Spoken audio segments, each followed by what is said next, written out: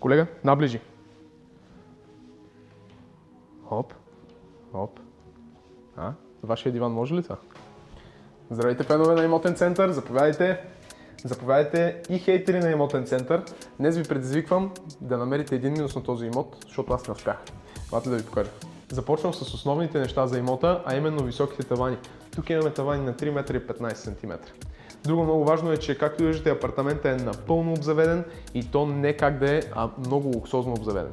Може да ви покажа и кухнята, където е с най-висок клас мебели на Bosch, котлони, фурна, тъчскрин, микроволна. Това не бях го виждал до сега. Съдомялна машина и абсолютно всичко да започнете от днес да готвите дори. Преминаваме към хола. Тук имаме голям диван, отново с модерни работи. Хола ни води и към спалнята, която е много елегантна наистина. Заповядайте да видите, има голям прозорец, ветринен, който е отгоре до долу и влиза много светлина. Източен е апартамента и всяка сутрин тук е много красиво. Голяма спалня, голям гардероб и самостоятелна баня с тоалетна.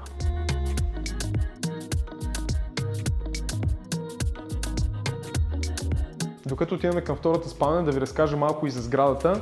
Много висок клас строителство, като вече сме и с Акт 16. Може веднага да започнете да си живеете тук. Апартамента е с площ от 117 квадратни метра, само за апартамента, а отделно имаме и дворна тераса, която е близо 50 квадрата. Което на квадрат няма и да го смятам, много добра цена излиза. Елате да видите спалнята. Една мъничка спалня от почти 30 квадрата.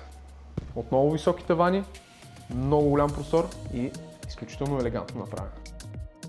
Към терасата се излиза и от спалнята, и от всекидневната. Отново имаме прозорци, които са отгоре до долу и влиза много светлина.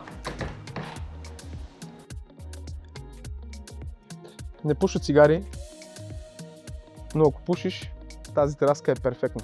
Пък дори да не пушиш, се наслаждаваш на кафенце и ти е готино. Защото имаш всичко това тук. Близо 50 квадрата дворна тераса, която може да се обособиш както искаш. Барбекю, пейки, маси, както човек прецени. Перфектна е. Влизаме набързо да покажа и втората баня с тоалетна, като тук е едно обращение за колегите, които си имат подобни клипчета. Ползвайте калцуни, моля ви. В такива имоти не може да си позволявате да вървите с мръсни обувки. Хоп, колко е лесно. Елате сега. Елате да видите и банята. Преди това, като пипнах вратата, забравих да покажа и вратите. Наистина са много висок клас и са релефни. Вижте и банята, тя е около 4 квадрата и половина, почти 5 горе-долу. Има и още една такава баня, която е самостоятелна за друга спалня.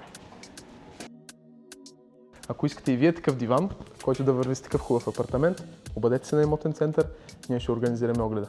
А за хейтерите, намерихте ли един минус? Ако сте намерили, напишете в коментара какво мислите.